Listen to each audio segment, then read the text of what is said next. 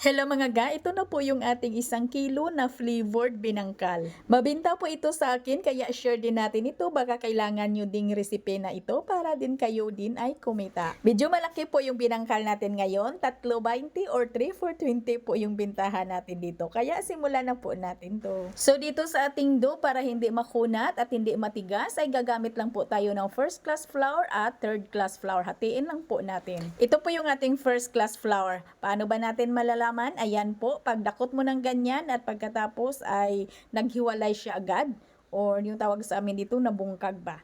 At ito naman yung third class flour, ay yung pagdakot mo ay hindi po siya naghiwalay, nagbuo-buo siya. Yan po ay third class flour. Diyan po natin malalaman, may video na po tayo niyan. At maglagay lang po tayo dito ng 2 in 1/2 tablespoon ng baking powder or 40 grams lang. So dito pwede kayong mag-add ng powdered milk. Kung lagyan nyo po ng powdered milk ay maglagay kayo ng 1/3 cup. Pero ako hindi na po ako naglagay para hindi din lumaki lalo yung aking kusting. At maglagay ako dito ng 1 tablespoon ng rock salt at 1 cup ng brown sugar. At dito maglagay tayo ng 2 piraso na medium na itlog at 1 cup na tubig. Mga ga, 1 cup lang po talaga na tubig yung kailangan natin dito ha. Tansyahin nyo lang po talaga ang inyong tubig. Ang kailangan po natin dito na dough ay hindi po masyadong malambot. Kailangan po ay mababa lang po talaga yung hydration ng ating dough. At siguraduhin lang po natin na natunaw na po natin yung ating asukal at asin bago po natin unti-unting basain ang harina natin. At dito kailangan talaga natin maglagay ng 3/4 cup ng ating margarine.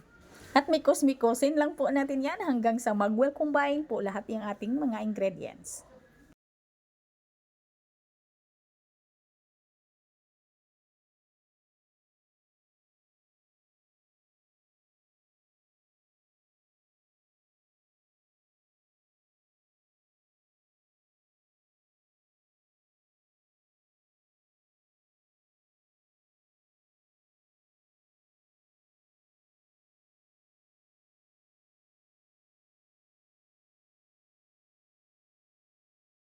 At pagkatapos mga ga, ay hatiin ko lang po ito sa 4. At dito maglagay lang po ako ng ating flavor. Powder lang po yung gamit ko. Maglagay lang po ako dito ng tig 1/2 tablespoon.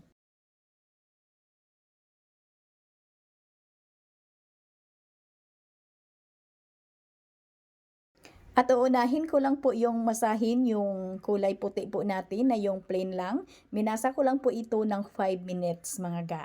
At pagkatapos nito ay tuloy-tuloy na po yung pagmasa natin sa mga natira po natin na may mga kulay or yung may mga flavor.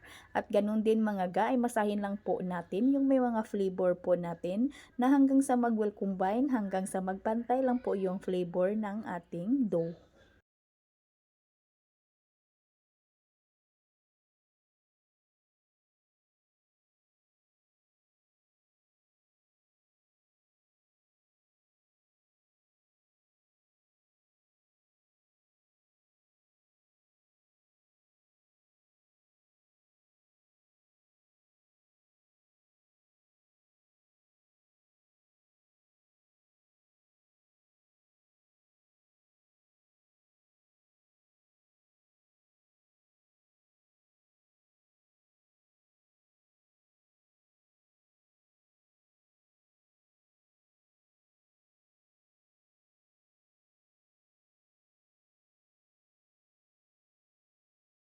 At pagkatapos po natin itong masahin lahat ay agad na po natin itong putulin. At titimbangin lang po natin yung ating dough para malaman po natin kung ilang piraso po yung magawa natin dito. Meron po tayong 1,738 grams ng ating dough. At putulin po natin ito sa 35 to 36 grams. Kaya makakuha po tayo dito ng 49 na putol or 49 pieces. Ayan, pagkatapos ko yung putulin lahat ay agad ko na po yung pinigura ng mahigpit.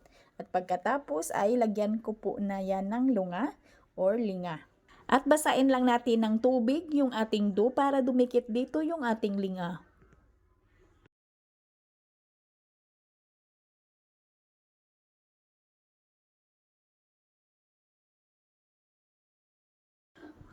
At pagkatapos nito mga ga ay pwede na po natin itong lutuin agad. Ayan, pag mainit na po yung ating mantika, ay pwede na po natin isalang yan at kailangan ay katamtaman lang po yung apoy ng ating kalan dito para hindi naman masunog yung ating binangkal at nang lutong-luto din yung loob. At kailangan ay bulubalik rin lang po natin yan ng padahan-dahan lang para hindi naman magsingtanggalan yung ating linga. Sa ating recipe na ito mga ga ay marami na po tayong na-upload nito ha. May mga plain po tayo at naka-upload na din tayo dito ng 2 cups lang na harina. Yung kaunti lang po na recipe, yung pang merienda lang at naka-upload na din tayo dito ng kalahating kilo ng ating harina recipe. Mga ga, siyempre masarap ito kasi by iba't ibang flavor nga ay bago naman pong paningin ng ating mga customer or ating mga suki. Kaya subukan nyo na ito mga ga. Hanggang dito lang po yung ating video. Maraming salamat at bye-bye!